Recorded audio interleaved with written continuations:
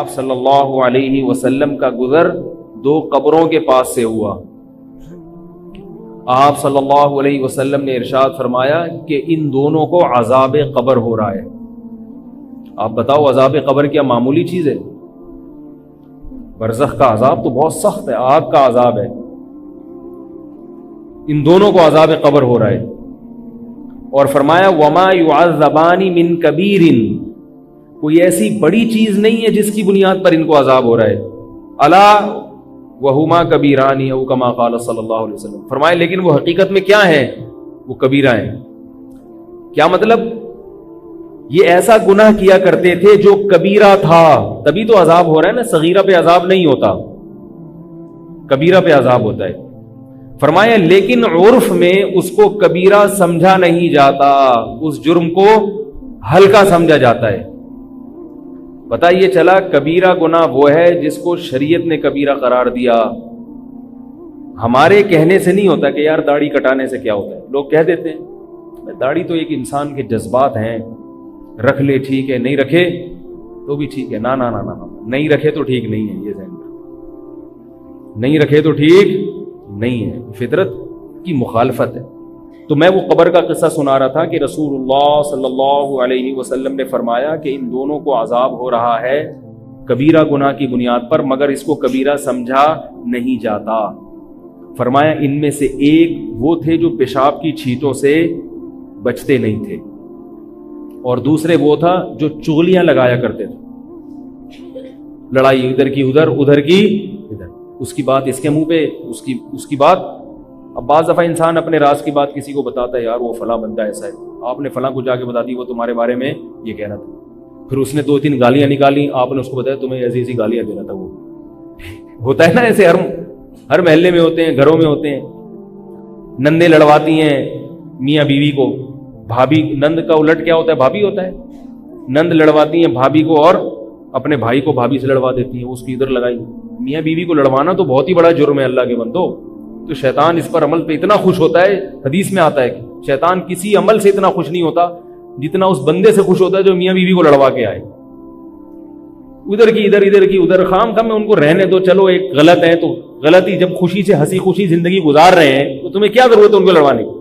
ایک آدمی آیا، ایک صاحب مجھے کہنے لگے، میرے گھر میں ایک بندہ آیا کہنے لگا کہ میری بیوی گھر میں صفائی ستھرائی کرتی نہیں ہے، گھر گندا رکھتی ہے. تو ایک خاتون آئی، وہ کہنے لگی مجھے فون کر کے آپ کی بیوی نے تو گھر کو کباڑ بنایا ہوا ہے. کہہ رہے اس دن سے مجھے اپنی بیوی کی نفرت دل میں پیدا ہو. تو میں نے کہا کباڑ بنایا ہوا ہے یا نہیں بنایا ہوا ہے، جب آپ اس کباڑ پہ ہی خوش ہو اپنی بیوی کے ساتھ تو کسی تیسرے کو اعتراض کرنے کی کیا ضرورت ہے؟ آگے کتنی غلط بات ہے. کسی کے گھر میں جا کے اس میں عیب دیکھو، اور اس کی بیوی کی برائی شوہر کو، اور شوہر کی برائی. اب بعض شوہر ہوتے ہیں باہر آنکھ میں ٹکا کر رہے ہوتے ہیں.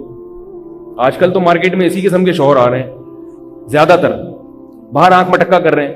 اب کسی نے دیکھ لیا، بیوی کو جا کے بتا دیا تمہارے میاں کی تو یہ حرکتیں ہیں.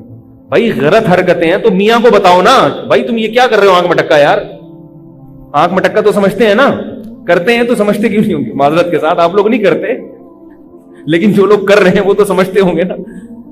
تو اب بیوی کو جا کے کیوں بتا رہے ہو؟ اس کے دل میں شوہر کی برائی آئے گی.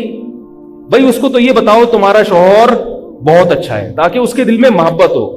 اگر وہ غلط ہے، طلاق کے بعد کیا ہوگا؟ کیا ایسا اچھا شوہر مل جائے گا؟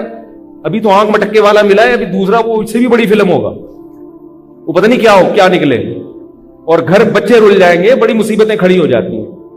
تو چغلیاں لگا کے دوستوں میں لڑائیاں پیدا کروانا، امام مسجد کو مقتدیوں سے بدگمان کرنا، مقتدیوں کو امام سے بدگمان کرنا، کمیٹی کو انتظامیہ کو امام سے، امام کو انتظامیہ سے. ہر آدمی ایک دوسرے کے خلاف لڑوا رہا ہے ایک دوسرے کو. محبت کی باتیں کم ہو رہی ہیں، لڑائی کی باتیں، بھائی بھائی کو لڑوایا جا رہا ہے، بہن بہنوں کو لڑوایا جا رہا ہے. سب پتہ نہیں ہم بچے ہوئے کیسے.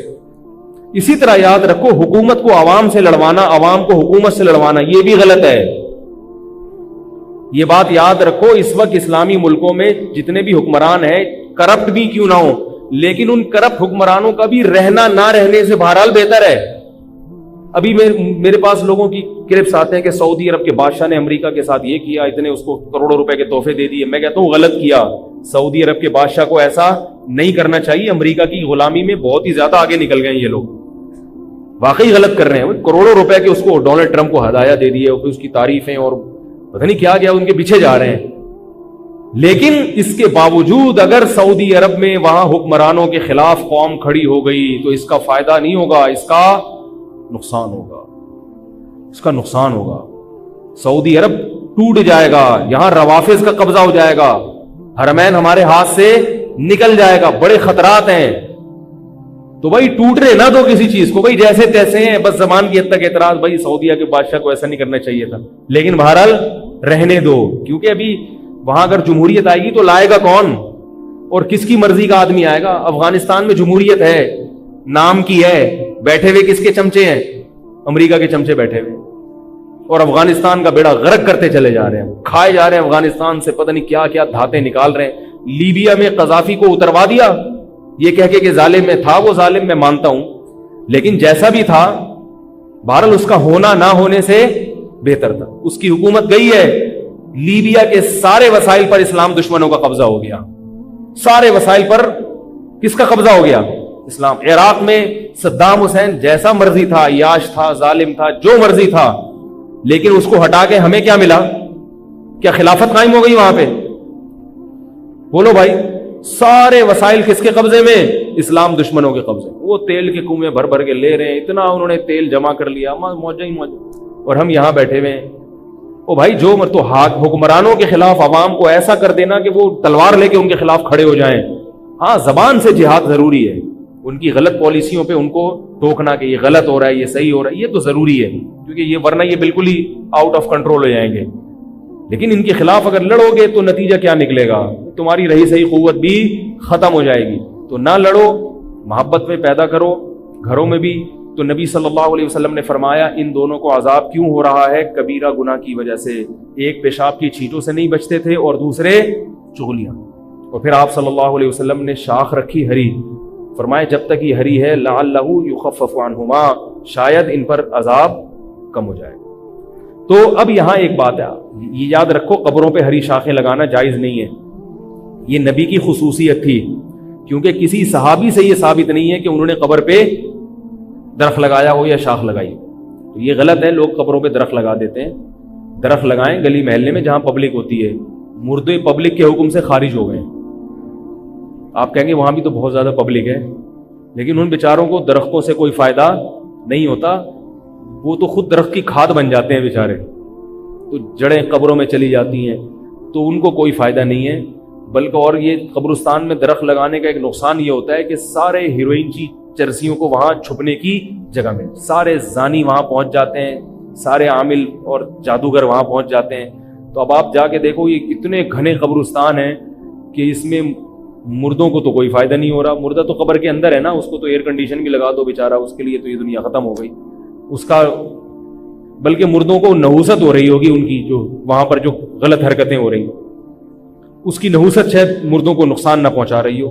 تو اس لیے درخت لگاؤ, زندوں کو ضرورت ہے بھائی درختوں کی, مردوں کو درختوں کی ضرورت بولو بھائی نہیں, زندہ کو ضرورت ہے درخت کی, تاکہ وہ تھوڑے دن اور زندہ رہ سکے وہ بیچارہ. تو دوسرا انہوں نے کیا, پیشاب کی چھینٹوں سے نہیں بچتے تھے. یہاں میں ایک تھوڑا سا مسئلہ بتا دوں, وہمی لوگ بہت ہوتے ہیں. اب وہمی یہ حدیث سن کے پیشاب کرنا ہی چھوڑ دیں گے, حقیقت بتا رہا ہوں یار, چھینٹنا پڑ جائے. تو حدیث کا مطلب فقہا سے سمجھنا چاہیے, فقہا سے. فقہا کہتے ہیں پیشاب کی جو بہت باریک باریک چھینٹیں ہوتی ہیں وہ معاف ہیں. یہاں وہ چھینٹیں مراد ہیں جو بالکل موٹی موٹی چھینٹیں ہوں, اور چونکہ ان کی عادت تھی کہ وہ بچا نہیں کرتے تھے, تو جب بار بار چھینٹیں پڑتی ہیں بار بار, تو کپڑا اتنا ناپاک ہو جاتا ہے کہ جس سے پھر نماز نہیں ہوتی. پھر نماز نہیں ہوگی تو یہ کبیرہ گناہ بن جائے گا کہ نہیں بن جائے گا. باقی بہت باریک باریک اگر چھینٹیں پڑ گئی ہیں تو وہ معاف ہیں, ان میں نہ پڑا کریں.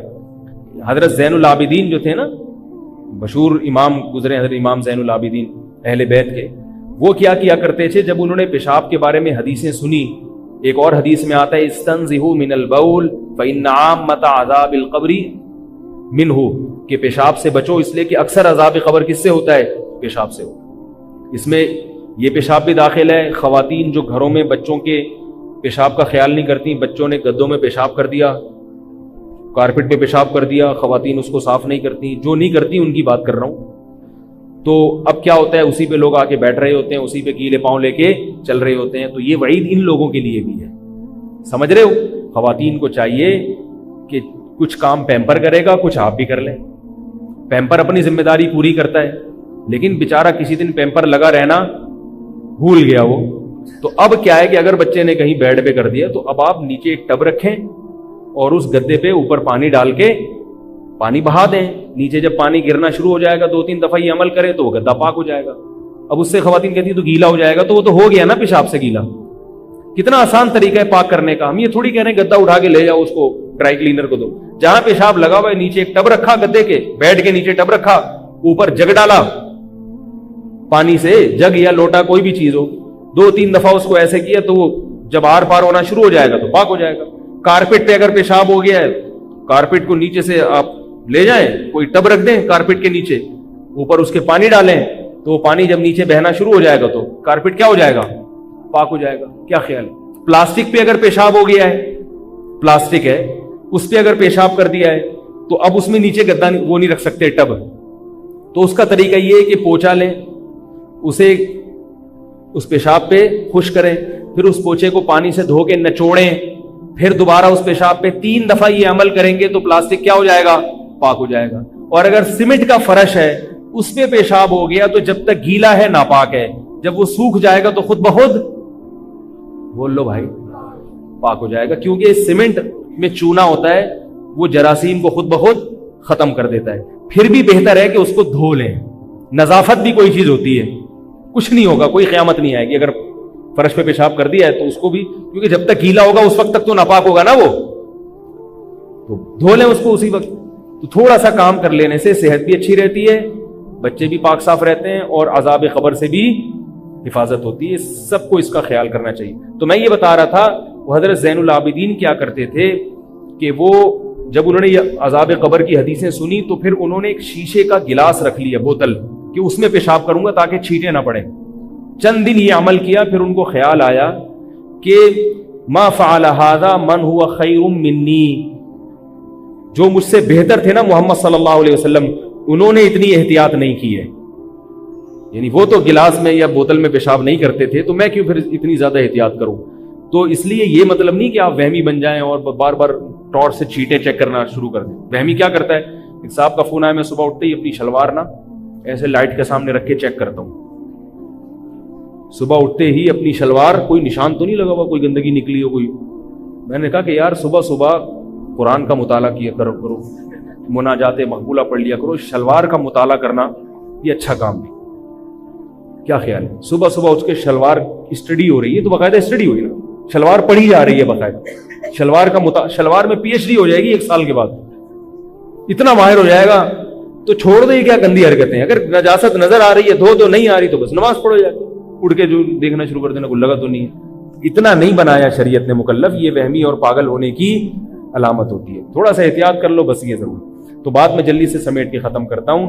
تو وہو العزیز الغفور، اللہ زبردست غالب ہے اور اللہ خوب مغفرت کرنے والا ہے ان لوگوں کی جو توبہ کرنا چاہتے ہیں. تو میں یہ عرض کر رہا تھا کہ کبیرہ گناہوں میں داڑھی کاٹنا بھی ہے، لیکن علماء اس کو زیادہ اس لیے نہیں بتاتے کہ بہت سے لوگ کاٹ رہے ہیں، لیکن ہے بہرحال کبیرہ گناہ. تو ہمت کر کے رکھنا شروع کر دیں. سمجھ رہے ہو؟